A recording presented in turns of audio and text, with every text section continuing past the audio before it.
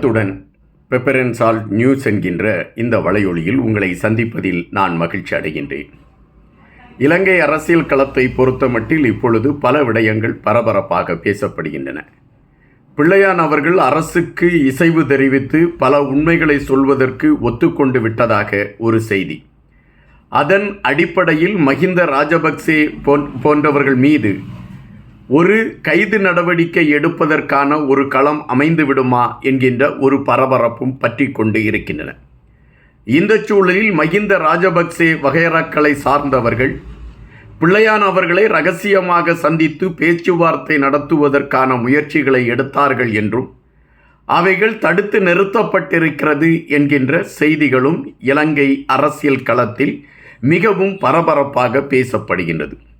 தற்பொழுது உள்ள சூழலில் பிள்ளையான் அவர்களை மையப்படுத்திய அரசியல் களம் பல அரசியல் தலைவர்களுக்கு ஒரு பீதியை கிளப்பியிருக்க வேண்டும் என்பதாகத்தான் நமக்கு கிடைத்திருக்கக்கூடிய செய்திகள் மூலம் நம்மால் அறிந்து கொள்ள முடிகின்றது. அதே வேளையில் ரணில் விக்ரமசிங்கே அவர்கள் வருகின்ற 28ஆம் தேதி காலை 9:30 மணி அளவில் அவர் காவல்துறையிடம், அதாவது குற்ற புலனாய்வுத்துறை காவல்துறையிடம் அவர் விசாரணைக்காக செல்ல இருக்கின்றார். லஞ்சம் சார்ந்த விடயத்தில் குற்றம் சாட்டப்பட்டு இருக்கக்கூடியதை மையப்படுத்திய விசாரணை அது. அந்த விசாரணையில் ரணில் விக்ரமசிங்கே கைது செய்யப்படுவார் என்கின்ற ஒரு செய்தியும் ஊடகங்கள் வாயிலாக பிரதானப்படுத்தப்பட்டு கொண்டிருக்கின்றது. அனுர அரசாங்கம் மிக தெளிவாக தன்னுடைய அரசியல் சார்ந்த நகர்வுகளை முன்னெடுத்து கொண்டு இருக்கிறது என்பதுதான் இன்றைய பரபரப்பு களமாக இருந்து கொண்டிருக்கின்றன. இந்த சூழலில் கடற்தொழில் அமைச்சர் மீதும் அவர் சார்ந்தவர்கள் மீதும் கடுமையான விமர்சனங்கள் தமிழ் புறத்திலே எடுத்து வைக்கப்படுகின்றது. கடற்தொழில் அமைச்சர் சந்திரசேகரன் அவர்கள் ஒரு குறிப்பிட்ட பகுதிக்கு செல்கின்ற பொழுது அங்கு இருக்கக்கூடிய மீனவ தலைவரை அழைத்து சில விடயங்களை குறித்து பேசுகின்றார். அப்படி பேசுகின்ற பொழுது அந்த மீனவ தலைவர், எங்களுடைய சாலை, இந்த பகுதியிலே போட்டிருக்கக்கூடிய சாலைகள் ஒரு தெளிவான நிலைப்பாட்டில் இல்லை, அல்லது மக்கள் பயன்படுத்தக்கூடிய விடயங்களில் பெரும் சிக்கல் இருக்கிறது என்கின்ற விடயத்தை எடுத்து வைத்து அதன் சார்ந்த பல கருத்துக்களை பதிவிட்டிருக்கின்றார். இதன் அடிப்படையில் கடற்தொழில் அமைச்சருடைய அவரோடு இணைந்து வந்தவர்கள், அவருடைய சாரதி என்று குறிப்பிடுகின்றார்கள், அவர்கள் அந்த மீனவ தலைவரை தாக்கி இருக்கிறார்கள் என்றும் இதனை மையப்படுத்தி பலர் கண்டனங்களை தெரிவித்து கொண்டிருக்கிறார்கள் என்பதையும் நாம் இங்கு பார்க்க வேண்டியதாக இருக்கின்றது. கஜேந்திரன் பொன்னம்பலம் போன்றவர்கள் இந்த தாக்குதலுக்கு கடுமையான கண்டனத்தை தெரிவித்திருக்கின்றார்கள். மனித உரிமை மீறல்கள் அரங்கேறி கொண்டு இருப்பதை இந்த அரசு தொடர்ச்சியாக செய்து கொண்டிருக்கிறது. ஒரு கடற்தொழில் அமைச்சருடைய சாரதி ஒரு மீனவ தலைவரை தாக்கக்கூடிய ஒரு நிலைப்பாடை எடுக்கிறார் என்றால் இந்த ஆட்சி எதை நோக்கி செல்கிறது என்பதை குறித்து நாம் கேள்வி கேட்க வேண்டிய ஒரு நிலையிலே இருக்கிறோம் என்று அவர் வருத்தமான ஒரு பதிவை அவர் வெளியிட்டிருக்கின்றார். எனவே தற்பொழுது இது ஒரு விமர்சனமான களத்தை நோக்கி சென்று கொண்டிருக்கின்றது. இதற்கு கடற்தொழில் அமைச்சருடைய அலுவலகம் அல்லது அவர்கள் சார்ந்தவர்கள் என்ன கருத்துக்களை பதிவிட இருக்கிறார்கள் என்கின்ற விடயங்கள் கேள்விகளாகவே இருந்து கொண்டிருக்கின்றன, அல்லது அதற்கான விடை அவர்கள் வாயிலிருந்து இதுவரை வரவில்லை.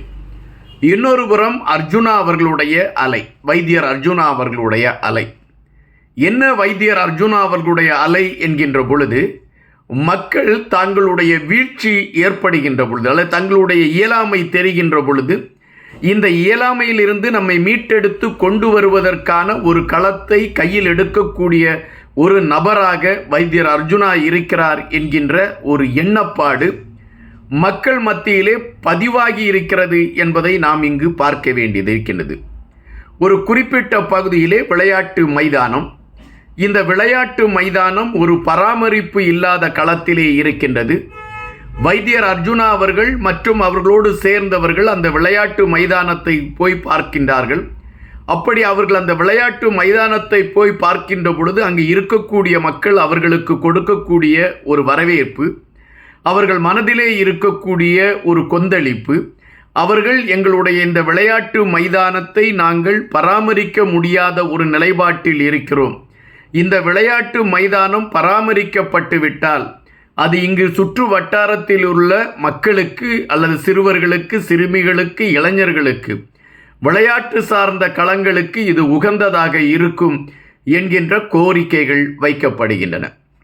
வைத்தியர் அர்ஜுனா அவர்கள் அதை நிறைவேற்றுவதற்கான களத்தை கண்டிப்பாக நான் எடுப்பேன் என்று உறுதிமொழி கொடுக்கின்றார்.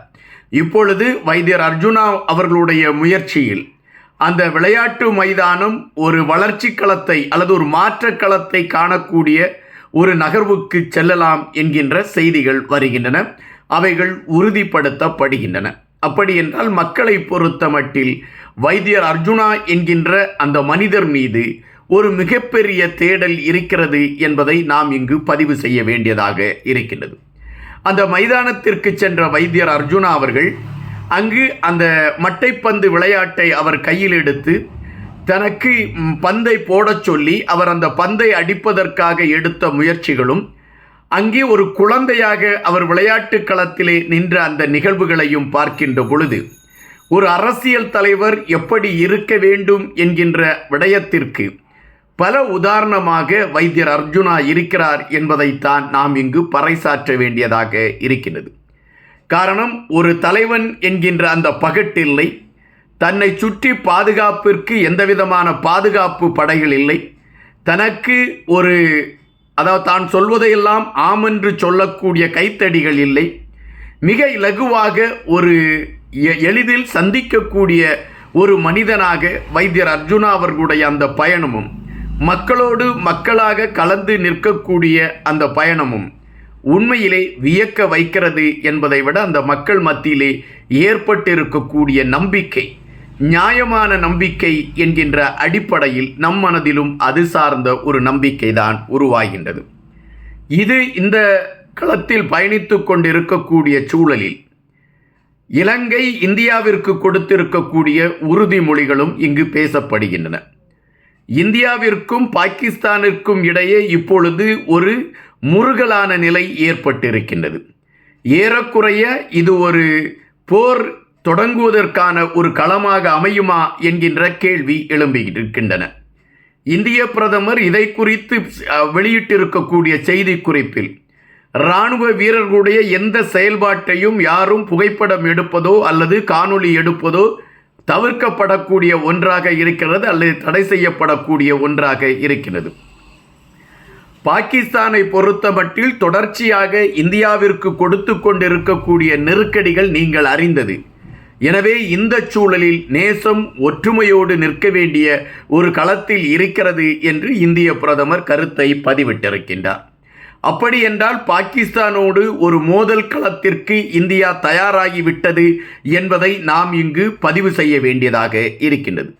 இந்தியாவின் கடற்படை அறிவித்திருக்கக்கூடிய செய்தி குறிப்பு கூட அதை உறுதிப்படுத்துவதாக இருக்கின்றது. தற்பொழுது இந்தியாவின் கடற்படை சார்பாக தெரிவிக்கப்பட்டிருக்கக்கூடிய செய்தி குறிப்பில் 5 கப்பல்கள் அரபிக்கடலில் இறக்கப்பட்டிருக்கின்றன, இந்தியாவின் போர்க்கப்பல்கள். இது போருக்கு நாங்கள் தயாராக இருக்கின்றோம், இந்த தேசத்தை காப்பதற்கு நாங்கள் எங்களுடைய உயிரை கொடுப்பதற்கு கூட தயாராக இருக்கிறோம் என்று அறிவித்து அவர்கள் களத்தில் இறங்கியிருக்கின்றார்கள். இப்பொழுது அரபிக்கடலில் இந்தியாவின் 5 போர்க்கப்பல்கள், அதுவும் அதிநவீன போர்க்கப்பல்கள் தயாராக இருக்கிறது. இந்த சூழலில் பாகிஸ்தான் நாங்கள் ஒரு விசாரணைக்கு, அதாவது இன்னொரு நாடு நடுவனாக இருந்து ஒரு விசாரணைக்கு நாங்கள் தயாராக இருக்கிறோம் என்ற ஒரு கருத்தை பாகிஸ்தான் எடுத்து வைத்திருக்கின்றது. முன்னாள் அமைச்சர் ஒருவர் இந்தியாவிற்கு சவால் விடக்கூடிய வகையில் பாகிஸ்தானிலிருந்து அவர் கருத்துக்களை பதிவிட்டிருக்கின்றார். மிகவும் ஒரு நெருக்கடியான சூழல் பாகிஸ்தானுக்கும் இந்தியாவிற்கும் இடையே எழும்பி இருக்கிறது. எல்லை பகுதியில் இப்பொழுது அந்த தாக்குதல்கள் தொடர்ச்சியாக பாகிஸ்தான் புரிந்து கொண்டிருக்கின்றது என்றும், எல்லை பகுதியில் இருக்கக்கூடிய இந்திய வீரர்கள் அதற்கு தடுப்பு ஆட்டத்தை அவர்கள் ஆடிக்கொண்டு அடுத்த நகர்வுக்காக அவர்கள் தயாராக இருக்கிறார்கள் என்கின்ற செய்திகளும் வந்த வண்ணம் இருக்கின்றன. எனவே தற்பொழுது கிடைத்திருக்கக்கூடிய செய்திகளை வைத்து பார்க்கின்ற பொழுது இந்தியாவிற்கும் பாகிஸ்தானுக்கும் இடையே ஒரு போர் மூழுவதற்கான ஒரு களம் அமைந்திருக்கிறது என்பதைத்தான் நாம் இங்கு பார்க்க வேண்டியதாக இருக்கின்றது. தற்பொழுது இந்தியா தொடர்ச்சியாக எடுத்து வைத்து கொண்டிருக்கக்கூடிய ஒவ்வொரு நகர்வுகள். சிந்து நதியின் ஒப்பந்தத்தை இந்தியா தவிர்த்து விட்டது. அதாவது அந்த ஒப்பந்தத்தை அவர்கள் இப்பொழுது தடுத்து வைத்திருக்கின்றார்கள். இந்தியா எதற்காக தடுத்து வைத்திருக்கிறார்கள் என்றால், பாகிஸ்தானுக்கு பாடம் படிக்க வேண்டும் என்று. இந்த சிந்து நதி 1.6 மில்லியன் சதுர கிலோமீட்டர் தூரத்தை கொண்டது. இந்த சதுர கிலோமீட்டர் தூரத்தை கொண்ட இந்த சிந்து நதி 4 நாடுகளை மையப்படுத்திய ஒரு நதியாக இருக்கின்றது. இதில் பெரும்பாலான அந்த நீர் சார்ந்த விடயங்களை பயன்படுத்திக் கொள்வதில் பெரும்பாலான விடயம் 47% பாகிஸ்தானில் இருக்கின்றது. 39% இந்தியாவை மையப்படுத்தி பயணிக்கின்றது. 8% சைனாவை உட்படுத்தி இருக்கின்றது. 6% ஆப்கானிஸ்தானை மையப்படுத்தி இருக்கின்றன.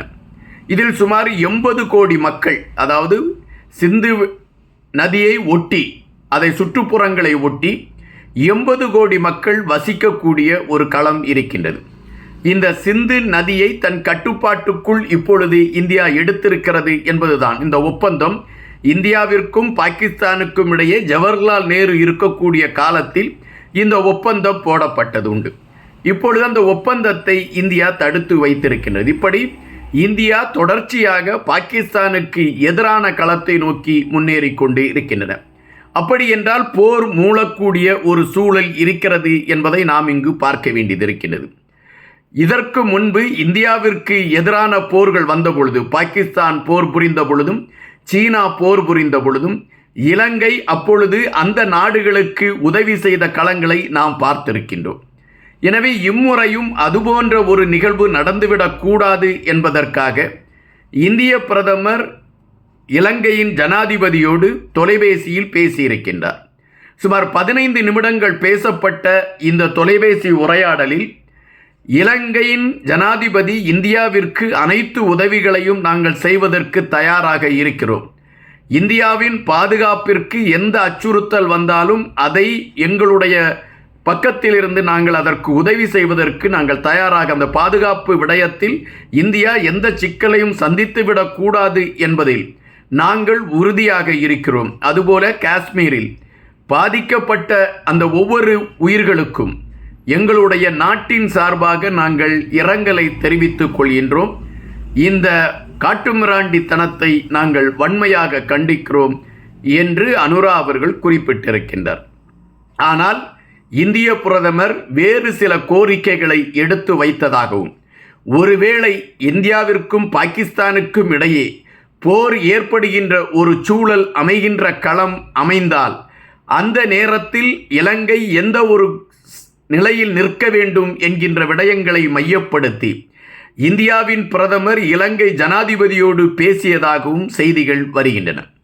எனவே தற்பொழுது உள்ள சூழலில் பாகிஸ்தானுக்கும் இந்தியாவிற்கும் இடையே நகர்ந்து கொண்டிருக்கக்கூடிய அந்த போர் சூழல் அல்லது போர் மேகம் எந்த கோணத்தில் அது செல்லும் என்பதை நாம் பொறுத்திருந்துதான் பார்க்க வேண்டியதிருக்கின்றது.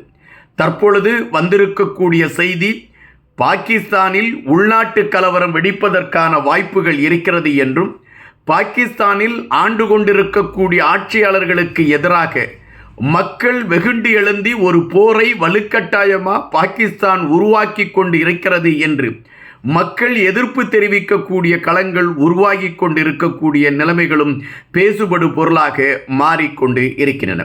அதே வேளையில் இந்திய அரசாங்கமும் இந்திய இராணுவம் எதற்கும் தயார் என்கின்ற நிலைப்பாட்டில் களத்தில் நிற்பதும், உலக நாடுகள் இந்த முறை இந்தியாவின் நிலைப்பாட்டை ஆதரிக்கக்கூடிய ஒரு களத்தை சர்வதேசத்திடம் உருவாக்கி வைத்திருக்கக்கூடிய அந்த ராஜதந்திர நகவும் இந்திய ஆட்சியாளர்களை பாராட்டக்கூடிய வகையில் கொண்டு சென்று கொண்டு இருக்கிறது என்பதை நாம் இங்கு பார்க்க வேண்டியதாக இருக்கின்றது. பெரும்பாலான இந்தியர்களை பொறுத்த மட்டில் கண்டிப்பாக இந்தியா எடுத்திருக்கக்கூடிய இந்த நகர்வுகள் சரியானது என்கின்ற ஒரு கருத்து தான் பெரும்பாலானவர்கள் மத்தியிலே எழும்பியிருக்கின்றன. இதனை மையப்படுத்தி பல விமர்சனங்களும் எழும்பிக் கொண்டிருக்கின்றன. விமர்சனங்களும் பேசுபடு பொருளாக மாறிக்கொண்டிருக்கின்றது. அவைகளை நாம் இங்கு பெரிதுபடுத்த வேண்டிய களம் தேவையில்லை என்பதுதான் நாம் இங்கு எடுத்து வைக்கக்கூடிய ஒன்றாக இருக்கின்றது. தற்பொழுது உள்ள சூழலில் இலங்கை அரசியல் களம், இந்திய அரசியல் களம் என அனைத்துமே ஒரு பரபரப்பான ஒரு சூழலில் பயணித்து கொண்டு இருக்கிறது என்பதுதான் நிஜம். நன்றியுடன் இன்பா.